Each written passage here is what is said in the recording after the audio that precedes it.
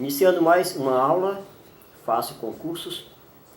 Hoje, iniciando o período de aulas de Direito Penal. O mais correto, inclusive, é chamar de Direito Criminal.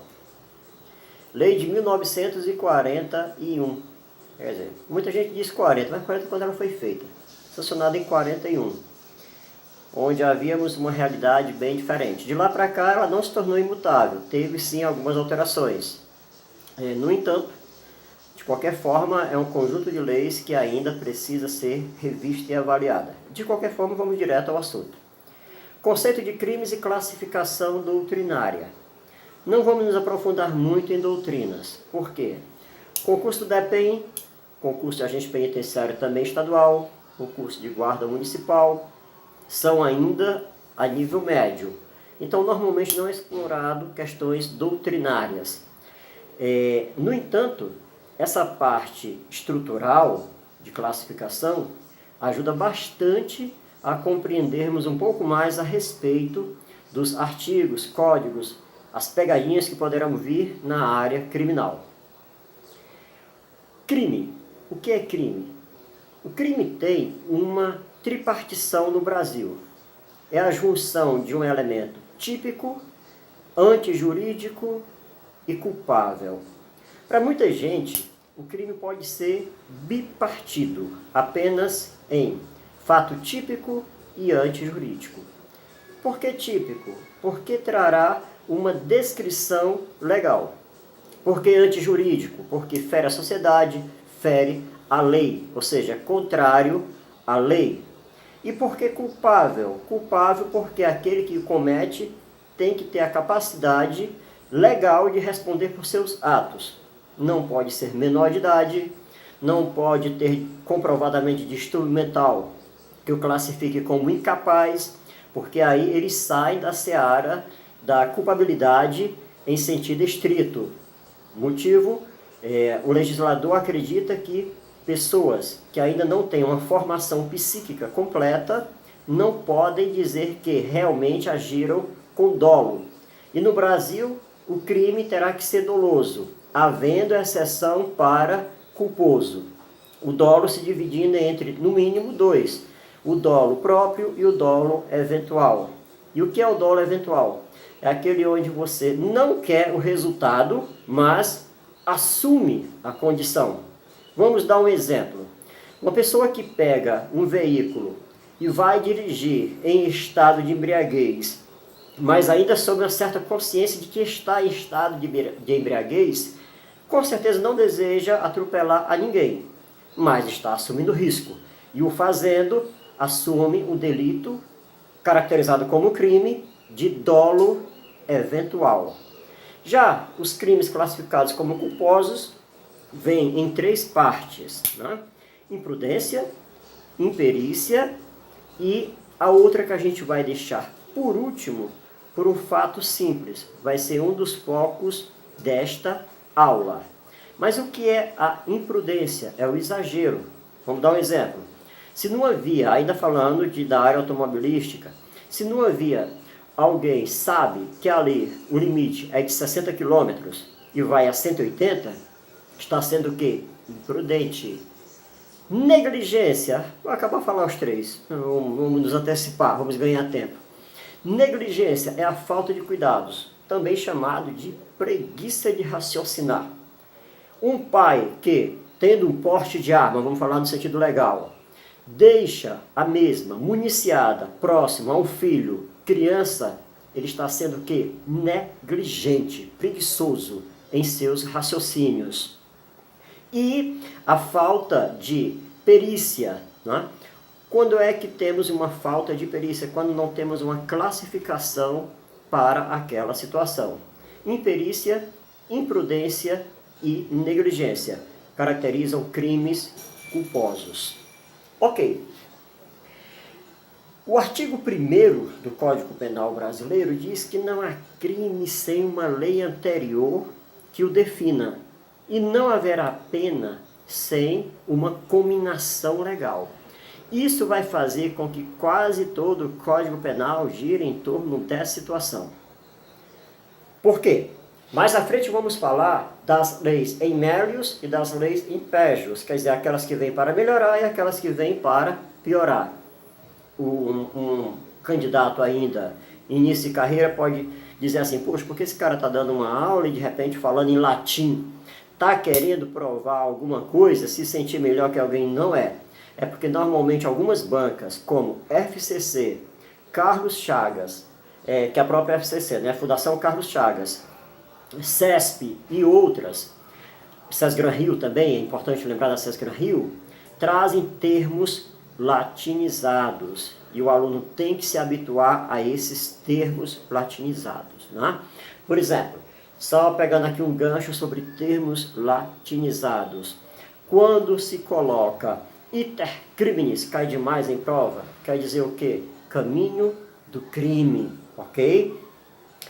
Agiu com animus necandi. O que é animus necandi? Desejo de matar, o que caracteriza homicídios dolosos e por aí vai. Então, o artigo 1º deixa bem claro quando é que a coisa é crime e quando é que aquela coisa não é crime.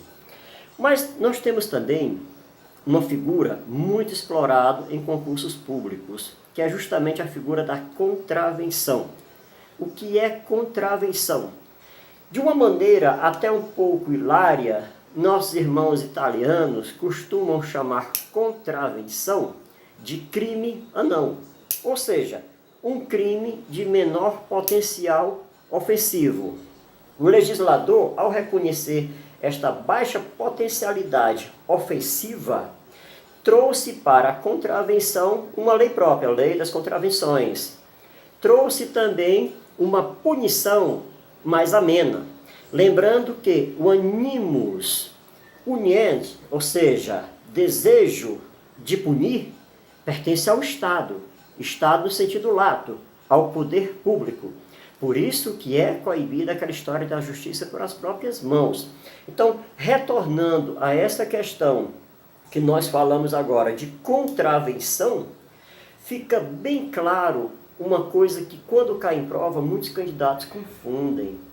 Crime de tentativa, tentativa de furto, tentativa de roubo, tentativa de homicídio, tentativa de estelionato, tentativa de crimes mais severos. Existe a tentativa? Sim. Com que pena? Dependendo do crime, de 1 a 2 terços daquela pena, aumentada ou diminuída por isso, por aquilo. No entanto, não esqueçam, crimes de contravenção não cabem tentativa.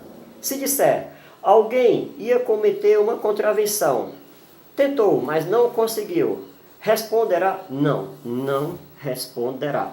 Assim também, pegando o gancho, crimes culposos. Se é culposo, é sem querer. Pô, teve uma participação, vai responder por isso, porque eu fui negligente, imprudente ou imperito. Mas foi sem querer. Veja como é ilógico alguém chegar e dizer assim, puxa vida, eu tentei fazer sem querer. Usando o RL, raciocínio lógico, se você tentou fazer sem querer, então você fez porque quis. Deixaria de ser culposo e passaria a ser doloso.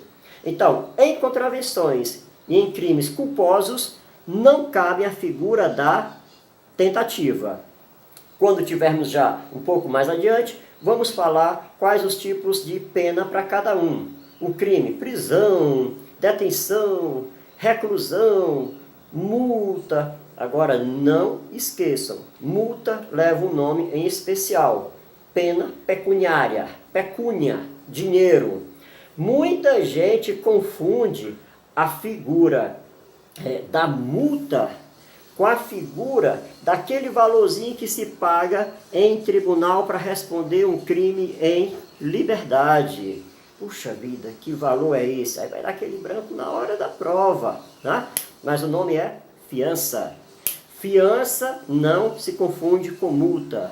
Por exemplo, se você é multado no trânsito, você pegou X pontos, vamos dizer 7 pontos na carteira, vou me dar só um valor aqui, estou falando de maneira aleatória, você vai pagar R$900, por exemplo, estou dizendo que seu valor seja esse, vai pagar R$900 de multa. Pagou a multa, beleza, está livre. Já quando você paga uma fiança, ela nada mais é que uma caução. Não vai dizer um calção, hein? Um calção é uma peça de roupa. A fiança é uma caução, que aquela pessoa paga a fiança para, em alguns casos, crimes afiançáveis, responder em liberdade.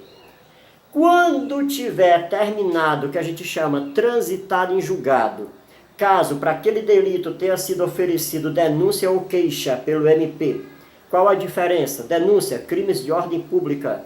Queixa, crimes de ordem privada.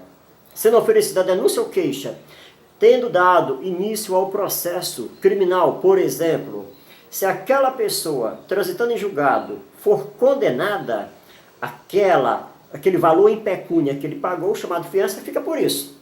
No entanto, se a pessoa for absolvida, foi inocentada, aquela fiança ela recebe de volta com juros e correções, porque nada mais é que uma caução, não se confunde com multa. Mas estávamos falando de quê? De prisão, multa, detenção, reclusão. Vamos ver no Código de Processo Penal essa diferença, mostrar que a reclusão é uma situação mais severa que a detenção, que a reclusão tem regras que a detenção não ampara. Vamos falar tudo isso também, principalmente numa lei especial chamada LEP, Lei de Execuções Penais.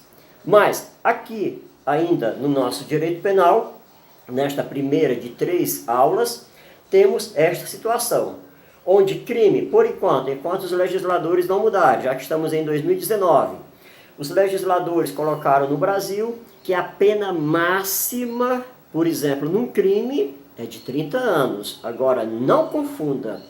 Não é a pena máxima a ser aplicada. É a pena máxima a ser cumprida. Por quê? Se você pegar, por exemplo, um Fernandinho Beiramar da vida, ele tem para mais de 300 anos de condenação. Ah, mas por que vai dar esses 300 anos de condenação? Já que só vai pagar, como a gente chama, numa gíria carcerária, muito utilizado no nosso meio, no meio policial, no meio acadêmico também, que é o nosso meio, quando você diz por que vai pegar 300, já vi casos de 900 anos, se só vai pagar 30, porque é o resultado de uma consequência natural de um processo. Se o processo diz que, ao condenado, sofre uma sanção por escrito de uma pena a cumprir, vai ter que colocar. E aí torna-se uma coisa cumulativa. Bom, lógico ou ilógico, se você fosse colocar pelo pé uma pena acima de 90 anos para uma pessoa que inicialmente tem que ter no mínimo 18, você estaria dando uma pena de caráter perpétuo, porque normalmente ela não sobreviveria até o final da punição, vamos dizer assim. Então muita gente pergunta isso, não deve ser foco do nosso aluno candidato.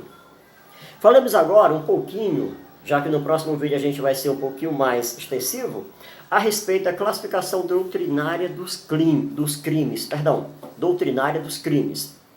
Crimes comuns, também chamados de crimes gerais. Crime comum é aquele que qualquer pessoa pode praticar. Não há necessidade do sujeito ativo. Quem é o sujeito ativo que comete o delito? Quem é o sujeito passivo, o que sofre o delito? A vítima.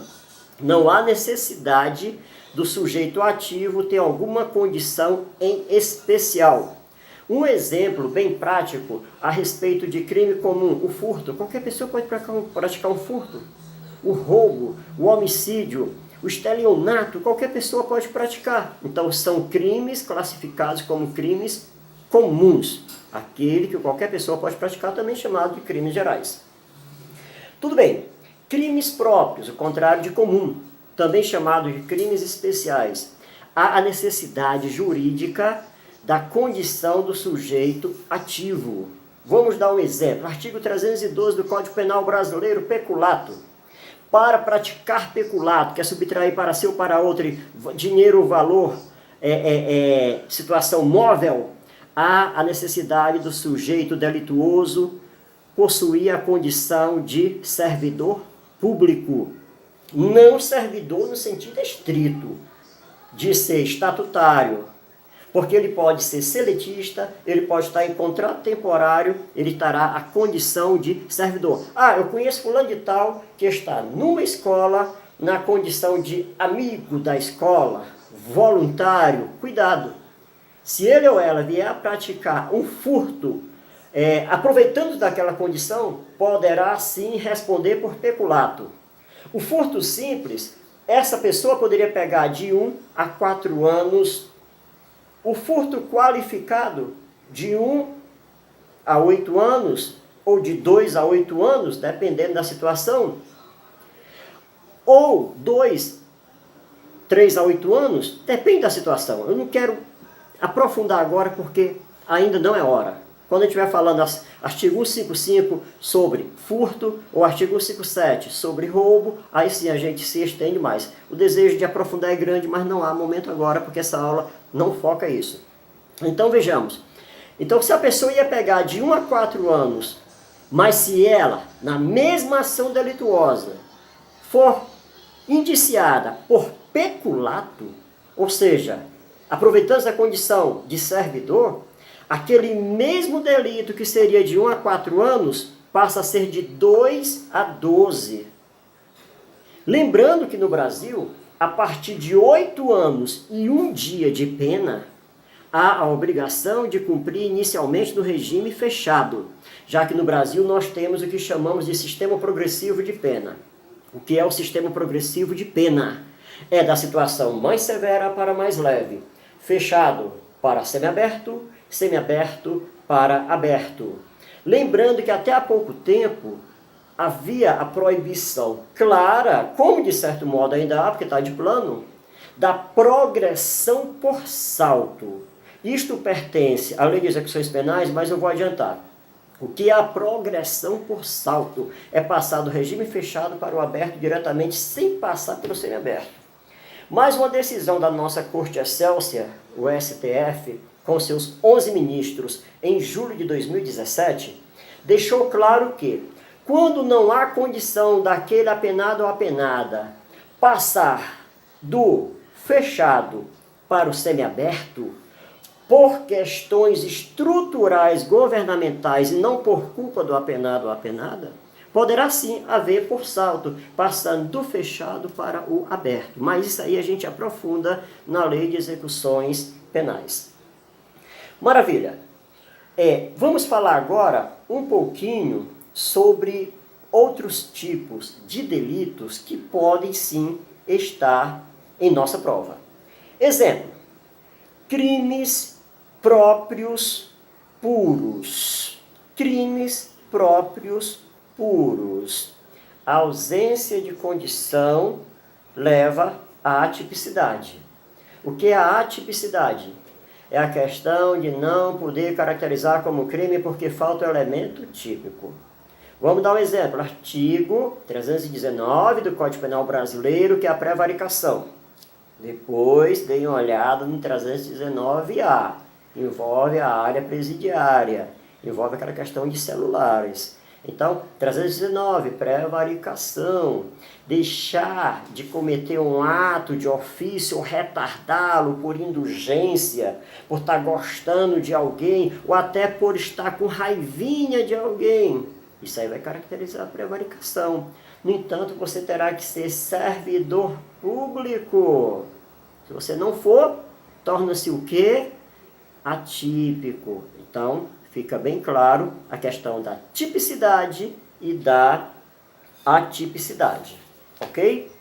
Vamos lá. Crime simples. O que é um crime simples? É aquele de uma única ação. Um exemplo, o furto. Artigo 155 do Código Penal. O furto é um crime simples. Quantas ações tem no furto? Uma. Só uma ação. A subtração da res furtiva. O que é res? Coisa. Furtiva, furtada. Então, o furto é classificado como um crime simples. Já o crime complexo, ok? O crime complexo é a junção de mais de uma figura naquele delito. Um exemplo prático é o artigo 157, o roubo. No roubo existe a res furtiva, que é a subtração da coisa a ser furtada, mas também existe uma segunda figura, a da violência ou da grave ameaça. Grava isso aí. Quando é que ele é simples, ação única. Não dá para dividir esse crime. Quando é que ele é complexo, quando ele tem mais de uma situação jurídica. Ok? Então, o roubo, entre muitos outros, é aquele que mais caracteriza. Por quê? Porque no roubo tem que ter a figura da violência ou da grave ameaça. Muita gente diz assim, poxa, como é que pode? Fulano de tal roubou um bombom e foi preso. Né? Não encara-se aí o chamado crime de bagatela? Ou seja, crime que leva à questão do princípio da insignificância. Um bombom? Me dá aí o dinheiro aí, eu pago um. Não, não é assim não. No furto cabe. Cabe sim o princípio da bagatela. Princípio esse que cai com a reiteratividade. Vou até puxar logo essa parte. Muitas vezes o pessoal diz, puxa vida, uma mãe de família, coitadinha, ela roubou uma lata de leite, mas fala roubou, mau sentido é furtar. E foi presa, bababá, beleza, é triste, né? É uma questão social que realmente comove, principalmente quem tem filho, dá vontade até de chorar, beleza, isso é uma verdade, não é ironia, é sério. No entanto, se a gente for abdicar de punição, todos que furtam uma lata de leite, não vai se vender lata de leite. Porque todo mundo vai dizer, não, se eu furtar a lata de leite, pode. Não. O que leva essas pessoas a serem presas, e muitas vezes ela ou a família não tem coragem de afirmar, é porque reiteram, repetem. Aí não, torna-se uma coisa viciosa. Tem que ser coibida? Tem. Você mesmo ou você mesma, que está nesse momento talvez criticando estas palavras, por talvez não estar entendendo o nosso posicionamento jurídico, não social, mas jurídico, talvez seja uma daquelas pessoas que se tiver alguma coisa furtada, eu vou em cima de alguém. Nesse momento está dizendo, como é que pode? Tá certo. Aí a gente faz uma pergunta que não tem nada a ver com a aula. Quantas latas de leite você já saiu dando para alguém por aí? Então, fica bem claro, né? Ninguém quer ter seus objetos nem furtados, nem roubados. Então, vamos lá. Crime simples, já sabemos, uma só ação. Crime complexo, nós já sabemos, mais de uma ação. Crimes materiais e crimes formais. Vamos lá para a diferença. Material depende de um resultado prático. Se alguém disser, fulano quebrou a cara de cicrano, vai ter que ter um exame pericial, né? Exame de corpo de delito, e verificar que a outra pessoa está machucada. Se a outra pessoa não estiver machucada, pode até ter havido tentativa, mas não houve a materialidade. E se não houve a materialidade, não pode ser chamado de crime material. E crime formal? Formal é aquele que não requer a materialidade. Vamos dar um exemplo, ameaça. Uma pessoa te ameaça. Você não se sentiu ameaçada ou ameaçado. Mas o crime existiu? Existiu. Tá? Os crimes contra a honra, injúria, calúnia e difamação, compõem um grupo de 3 crimes formais. Se alguém vai te injuriar, se alguém vai te difamar, se alguém vai fazer uma calúnia contra a tua pessoa, que a gente depois vai explicar esses 3 aqui, você pode não ter se sentido caluniado, não se sentiu difamado, não se sentiu injuriado, mas o delito existiu. Por quê? Porque são crimes formais. Um pequeno problema que traz crimes formais, mas a gente tem que entender que realmente faz sentido, é que você vai ter que ter uma prova. Agora, cuidado em concurso público, porque normalmente não se cobra prova quando é injúria, tá? A gente vai ver várias questões que envolvem isso. Quando é calúnia, sim. O que é calúnia mesmo, hein? Calúnia é quando alguém diz que um outrem praticou um ato ou fato definido como crime, sabendo que a pessoa não cometeu. Ok? O que é a difamação? É levar a imagem de outra pessoa a um escândalo. E o que é a injúria? É levar a imagem ou autoimagem daquela pessoa a uma coisa depreciativa, que leva essa pessoa até mesmo a se se entristecer de uma maneira que ela vai se sentir realmente prejudicada. A gente vai explicar isso com mais detalhe. Mas o que é o crime material? É aquele que requer o resultado. E o que é o crime formal? Aquele que não necessita de um resultado fático, de um resultado sólido para que ele tenha existido. Fica bem claro isso, né? Crime instantâneos de efeito permanente. O nome está dizendo. Instantâneo, praticado em um só momento. Não se protrai no tempo. Tá? Não se reitera no tempo. E o efeito é permanente. Acho que fica bem claro para todos. Um exemplo claro. Artigo 121 do Código Penal Brasileiro. Homicídio. O homicídio, em suas várias vertentes, homicídio, patricídio, matricídio, fratricídio, infanticídio, que a gente vai explicar muito, tá? São crimes instantâneos de efeito permanente. Quer a explicação de um que é de efeito permanente enquanto acontece, mas não necessariamente é instantâneo? Sequestro. Enquanto a pessoa estiver no cárcere, ela estará na condição de sequestrada e o sequestro estará em andamento. Mas isso aí também é explicação a posteriori, né? Fica bem claro essa situação. Muito bem, já estamos aí chegando a 27 minutos. É a primeira parte, Código Penal Brasileiro. E o direito penal, já sabemos a diferença, o código é o conjunto de leis, o direito é a ciência jurídica, principalmente o nosso direito penal, ele é algo realmente fascinante, que dá vontade de se estender por horas e horas e horas falando. Mas este é o primeiro de 3 vídeos, onde a gente vai, de uma maneira bem tranquila, falar dessa parte estrutural e já entrar lá no terceiro vídeo, na parte realmente de artigos, parágrafos, incisos, daquilo que cai em prova, daquilo que confunde nosso aluno candidato, mas não vai confundir a você de maneira alguma, pelo fato de que acredito que será assimilado e assimilado com propriedade. Meu muito obrigado, fácil concursos, né? Pessoal, olha o primeiro vídeo que eu repito, vai saber porque que o nosso fácil é com O.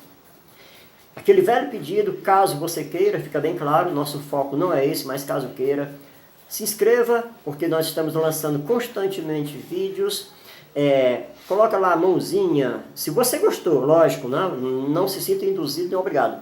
A positividade, porque isso nos anima, e se preparem que esses dias nós já estaremos em sala de aula também, em nossas aulas presencial, e que Deus nos abençoe.